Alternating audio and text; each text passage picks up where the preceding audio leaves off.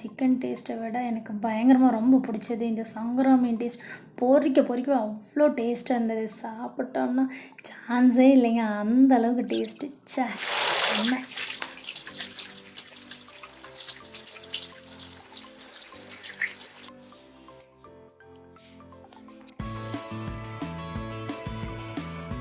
Hi friends, வணக்கம் and welcome to நாகாஸ் எங்கள் வீட்டு சமையல்.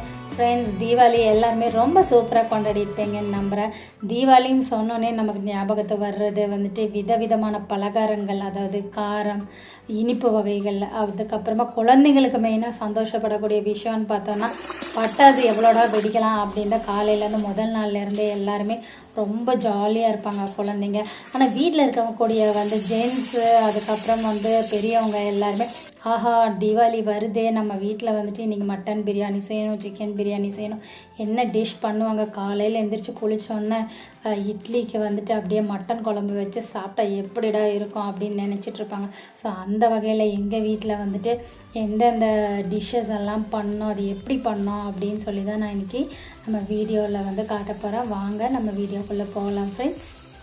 ஃபஸ்ட்டு இன்றைக்கி என்னென்ன செஞ்சுருக்கோம் அப்படின்னு சொல்லினா சிக்கன் பிரியாணி செஞ்சுருக்கோம். சிக்கன் பிரியாணி மெயினாக எனக்கு ஏதாவது ஒரு டிஃப்ரெண்ட்டாக பண்ணணும் அப்படின்னு நினச்சிட்டு திண்டுக்கல் தலப்பாக்கட்டி பிரியாணி தான் இன்றைக்கி நாங்கள் ட்ரை பண்ணோம். ரொம்ப சூப்பராக வந்திருந்தது. பாருங்கள், ஃபஸ்ட்டு நம்ம எண்ணெயை ஊற்றிட்டோம். எண்ணெயை ஊற்றிட்டு வெங்காயம் எல்லாமே தாளித்து விட்டுட்டு அது கூடவே அரைச்சி வச்ச சின்ன வெங்காயம் இருக்கு இல்லையா, அதை போட்டாச்சு. அதுக்கப்புறம் இஞ்சி பூண்டு பேஸ்ட்டு நமக்கு தேவையான அளவு நம்ம போட்டாச்சு. ஆல்ரெடி நம்ம அரிசியை நல்லா பிரியாணி அரிசியை நம்ம சீரக சம்பா இருக்கு இல்லையா, அதை நம்ம ஊற வச்சு கழுவி ஊற வச்சுருக்கோம். அதுக்கப்புறமா புதினா, அதுக்கப்புறமா கொத்தமல்லி இலை, அப்புறம் தக்காளி எல்லாம் நறுக்கி வச்சது எல்லாத்தையும் போட்டு நல்லா வதக்கிட்டே இருக்கணும். பிரியாணி பொறுத்த வரைக்குமே பிரியாணியோட கலர் பார்த்திங்கன்னா எந்த அதாவது டார்க் ப்ரௌனிஷாக இருக்கணும். அந்த கலர் வர்ற வரைக்கும் நம்ம வதக்கிட்டே இருக்கணும். எண்ணெய் நல்லா பிரியணும். நிறைய பேர் பிரியாணி செய்யும்போதே நினைப்பாங்க, என்னடா நமக்கு பிரியாணி ரெட் கலராக வந்திருக்கு, கடையிலையோ இல்லை ஒரு சிலர் செய்கிற பிரியாணி நல்ல கலர் சூப்பராக இருக்குன்னு நினைப்பேன். பாருங்கள், இப்போ அந்த எண்ணெய் எந்த அளவுக்கு சூப்பராக பிரிஞ்சு வந்துருச்சு. இதெல்லாம் வதக்கும் போது அதுக்கு தேவையான உப்பையும் நம்ம போட்டு கலக்கிடணும். எல்லாமே கலக்கினதுக்கு அப்புறமா பார்த்தா இந்தளவுக்கு எண்ணெய் நல்லா நம்ம வதக்கிறதுல தான் இருக்குது. கைவிடாமல் அதை கருக விடாமல் நம்ம வதக்கிட்டே இருக்கணும். வதக்கும் போது நல்லா அந்த எண்ணெய் பிரிஞ்சு வந்துடணும். இப்போ அது கூட தேவையான அளவுக்கு நம்ம சிக்கனை போட்டு நல்லா கலக்கி அதை நல்லா பெரட்டி விட்டுக்கலாம். சிக்கனை ஆல்ரெடி நம்ம கழுவி இது கூட நம்ம ஆட் பண்ணும்போது அந்த கிரேவிலே அந்த மசாலா எல்லாம் அந்த சிக்கனில் நல்லா பிடிச்சி அந்த பிரியாணி பார்க்குறக்கு ஆகும். சரி, அது அப்போவே கிரேவி மாதிரி நம்ம எடுத்து சாப்பிட்லாம், அந்த அளவுக்கு டேஸ்ட்டாக இருக்கும். தயிர் இப்போ தேவையான அளவு நம்ம ஒரு பேக்கெட் தயிர் ஊற்றிக்கிறோம். எதுக்குன்னா அந்த சாஃப்ட்னஸ் பிரியாணி அந்த சாஃப்டாக இருக்கும், சிக்கன் நல்லா வெந்திருக்கும். அதுக்கப்புறமா அந்த பிரியாணியை பொறுத்த வரைக்குமே நம்ம கொஞ்சம் லெமன் பிழிகிறோம். இது எல்லாமே எதுக்கு அப்படின்னு சொன்னால் லைட்டாக அந்த புளிப்புத்தன்மை இருக்கும்போது பிரியாணி அவ்வளோ டேஸ்ட்டாக இருக்கும். அதுக்காக தான். இப்போ கூட கொஞ்சம் நம்ம கொத்தமல்லி இலைகளையும் எல்லாமே போட்டு ஃப்ரெஷ்ஷாக போட்டு எல்லாமே கிளறி அதுக்கு பிரியாணி அரிசிக்கு தேவையான அளவு நல்லா தண்ணி ஊற்றிக்கலாம். இந்த அரிசியை பொறுத்த வரைக்கும் நம்ம 1:2ன்ற ரேஷியோவில் நம்ம இது பண்ணிக்கலாம். அதுக்கு தகுந்த மாதிரி இப்போ தண்ணி நல்லா கொதிச்சு பாருங்கள். எண்ணெய் எவ்வளோ ப்ரௌனிஷ் டார்க் ப்ரௌனில் நல்ல எண்ணெய் பிரிஞ்சு வர டயத்தில் நமக்கு அரிசி அது கூட சேர்ந்து அதை நல்லா கிளறி விட்டுட்டு நான் இன்றைக்கி ஒரு 2 லெமன் பக்கம் பிழிஞ்சு விட்ருக்கேன். நல்ல லெமனை பிழிஞ்சு நம்ம கூட நெய் தேவையான அளவுக்கு நம்ம நெய் ஆட் பண்ணிக்கலாம். ஸோ பிரியாணி சாஃப்டாக இருக்கும். காரம் அதிகமாக வேணுங்கிறவங்க நெய் கொஞ்சம் கம்மி பண்ணிக்கலாம். ஸோ நம்ம சாஃப்ட் நல்லா பிரியாணி உதிரி உதிரியாக வரணும் அப்படின்னு சொன்னால் இந்த மாதிரி நல்லா நெய் ஊற்றி இது பண்ணிக்கிட்டோம் அப்படின்னு சொன்னால் செம்ம டேஸ்ட்டாக இருக்குங்க.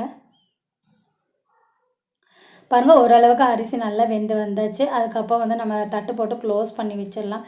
கீழே தம்முக்கு நம்ம தோசைக்கல் இருக்கு இல்லையா, தோசைக்கல்லை வச்சுட்டு கொஞ்சம் சிம்மில் வச்சு அது ஒரு 15 to 20 minutes நம்ம தம்மில் வச்சிட்டோம் அப்படின்னா அரிசி நல்லா உதிரியாக வந்துடும். இப்போ இந்த அளவுக்கு ஓரளவுக்கு அதாவது முக்கால் பதத்துக்கு அரிசி நமக்கு தொட்டு பார்க்கும் போதே தெரியும். அரிசி நல்லா ஓரளவுக்கு வெந்து வரும்போது, ஏன்னா வாழை இலை இருக்கு இல்லையா, அதை வச்சு நம்ம மூடி வச்சிட்டோம் அப்படின்னு சொன்னால் அந்த இலையோட டேஸ்ட் வந்து அந்த பிரியாணியில் இறங்கும்போது டேஸ்ட் அவ்வளோ சூப்பராக இருக்குங்க. அந்த அளவுக்கு நம்ம வந்துட்டு எல்லா பக்கமே கொஞ்சம் கேப் இல்லாமல் வாழை இலையை வச்சு நம்ம மூடி அந்த பிளேட் நல்லா ஒரு பெரிய பிளேட் டைட்டாக க்ளோஸ் பண்ணிடலாம். மேலே வந்து வெயிட்டுக்கு வந்து இந்த மாதிரி நம்ம இஞ்சி பூண்டு தட்டு குழவிக்கல் இருக்குல்லையா, அந்த மாதிரி எதாவது வெயிட்டுக்கு நம்ம வச்சுக்கலாம். ஸோ எல்லாமே டைம் முடிஞ்சிருச்சு. அதுக்கப்புறம் ரொம்பவுமே நம்ம வந்து தணலில் வச்சுட்டே இருந்தோம்னா ரொம்ப ஹீட் ஆகி ரொம்ப வரன்னு ஆகிடும். ஸோ குறிப்பிட்ட டைம் தம் முடிஞ்ச உடனே நம்ம எல்லாத்தையுமே இறக்கி வச்சுக்கலாம். இறக்கி வச்சு இந்த மாதிரி கிளறி விடும்போது நம்மளுடைய சிக்கன் பிரியாணி சூப்பராகவே ரெடியாக இருக்கும். உள்ளே இருக்க சிக்கனுமே சூப்பராக வெந்திருக்கும். இன்றைக்கி நம்ம வீட்டில் வந்துட்டு சிக்கன் பிரியாணி வந்துட்டு சூப்பராக ரெடி ஆயிடுச்சு. அடுத்து வந்து நம்ம பார்க்க போகிறது வந்து சில்லி சிக்கன். நான் சொல்லும்போதே சில்லி சிக்கன் சொல்ல மறந்துட்டேன்னு நினைக்கிறேன். சில்லி சிக்கனே செஞ்சுருந்தோம். சில்லி சிக்கன் வந்துட்டு அதுக்கு இஞ்சி பூண்டு பேஸ்ட், எந்த அளவுக்கு நீங்கள் சிக்கனை பொறுத்த வரைக்கும் இஞ்சி பூண்டு பேஸ்ட் போடுறீங்களோ அவ்வளோ டேஸ்ட்டாக இருக்கும். மிளகாய் தூள் ஆட் பண்ணிக்கோங்க. காஷ்மீரி மிளகாய் தூள் ஆட் பண்ணிக்கிட்டோம்னா கலர்ஃபுல்லாகவும் இருக்கும், டேஸ்ட்டாக இருக்கும், காரமும் அளவாக இருக்கும். நான் இன்றைக்கி பெப்பர் தூள் ஆட் பண்ணியிருக்கேன். அதுக்கப்புறமா தயிர் ஆட் பண்ணியிருக்கேன் சாஃப்ட்னஸ்க்காக. அப்புறம் கார்ன்ஃப்ளவர் மாவு, அதுக்கப்புறமா கொஞ்சமாக மஞ்சத்தூள் வந்து நம்ம ஆட் பண்ணி சால்ட் தேவையான அளவு ஆட் பண்ணி நல்லா வந்துட்டு பெரட்டி வச்சுக்கலாம். இன்றைக்கி பெரட்டி லெமன் கொஞ்சம் பிழிச்சிட்டிங்கன்னா அதுலேயே அந்த புளிப்புத்தன்மை இறங்கி டேஸ்ட் வந்து அவ்வளோ சூப்பராக இருக்கும். அதாவது சிக்கன் எல்லாம் செய்யணும் அப்படின்னா பிரியாணியை வந்து நம்ம எல்லாமே செய்யறதுக்கு முன்னாடி ஃபஸ்ட்டு வேலையாக வந்துட்டு சிக்கனு, அப்புறம் இந்த வெங்காய பச்சடி இதெல்லாம் நம்ம ரெடி பண்ணி வச்சிடணும். எந்த அளவுக்கு அது ஊறுதோ அந்த அளவுக்கு வந்துட்டு நமக்கு டேஸ்ட் வந்து ரொம்ப நல்லா இருக்கும்.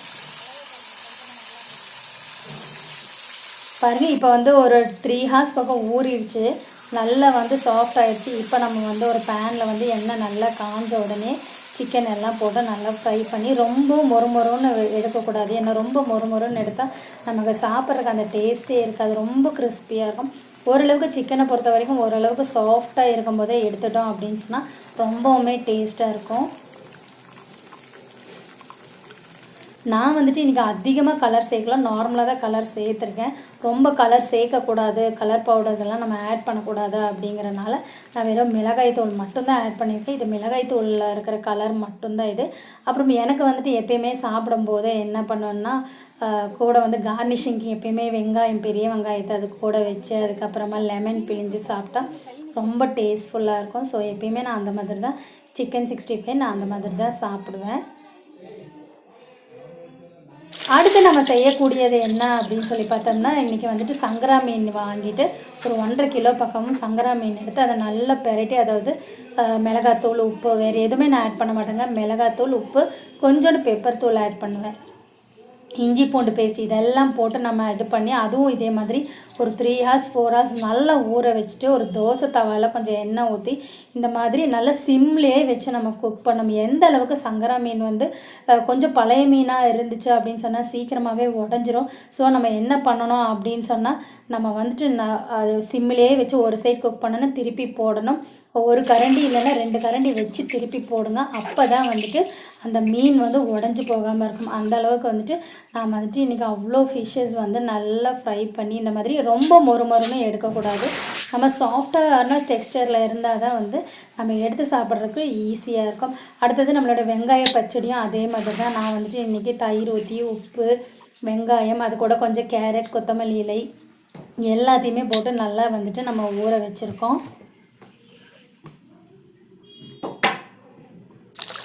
இப்போ அடுத்ததாக பார்த்திங்கன்னா முட்டையெல்லாம் நல்லா வேக வச்சு அதே மாதிரி முட்டையெல்லாம் வேக வச்சுட்டு கார முட்டை ரெடி பண்ணியிருக்கோம். முட்டைக்கு தேவையான கொஞ்சம் தண்ணி ஊற்றி மிளகாய்த்தூள், உப்பு, அதுக்கப்புறம் இஞ்சி பூண்டு பேஸ்ட்டு இதெல்லாம் போட்டு கார முட்டையும் நம்ம ரெடி பண்ணியாச்சு. அடுத்து வெஜிடேரியன்ஸ்க்கு வந்துட்டு நமக்கு வந்து சோயா ரெடி பண்ணோம் அப்படின்னு சோயாவை தண்ணியில் நல்லா வேக வச்சுட்டு அதை நல்லா வடிச்சிட்டு நல்லா சில் வாட்டரை விட்டு அதையும் நல்லா வடிச்சிட்டு அதுக்கப்புறம் கொஞ்சம் நல்லா பிழிஞ்சிடணும். அப்போ தான் கேஸ் பிடிக்காது. அப்போ எல்லாமே வந்துட்டு நல்லா பிழிஞ்சு எடுத்துகிட்டு அது கூட சிக்கன் 65க்கு நம்ம எப்படி மசால் போட்டு பெரட்டி வைக்கிறோமோ அதே மாதிரி தான் சோயாக்கும் நம்ம நல்ல மிளகாய்த்தூள், கார்ன்ஃப்ளவர் மாவு, இஞ்சி பூண்டு பேஸ்ட்டு எல்லாமே போட்டு நல்லா பெரட்டி அது ஒரு 2 hours பக்கம் ஊற வச்சுட்டு அதுக்கப்புறமா செஞ்சு நல்லா வந்துட்டு சோயா வந்துட்டு நல்லா பெருசாக வரும், ரொம்ப சூப்பராக இருக்கும். ஸோ வந்து மட்டன் சிக்கன் சாப்பிட முடியாதவங்க அதே டேஸ்ட்டில் வந்து இந்த சோயாவை சாப்பிட்டு சூப்பராக என்ஜாய் பண்ணலாம். பார்க்கறதுக்கு பார்த்துக்கிட்டிங்கன்னா மெயினாக இது தூரத்துலேருந்து பார்த்தா நம்ம ஏதோ குலோப் ஜாமுன் எடுக்கிற மாதிரி அதோட உருண்டையாக அவ்வளோ அழகாக வந்துட்டு அவ்வளோ சூப்பராக இருக்கும்.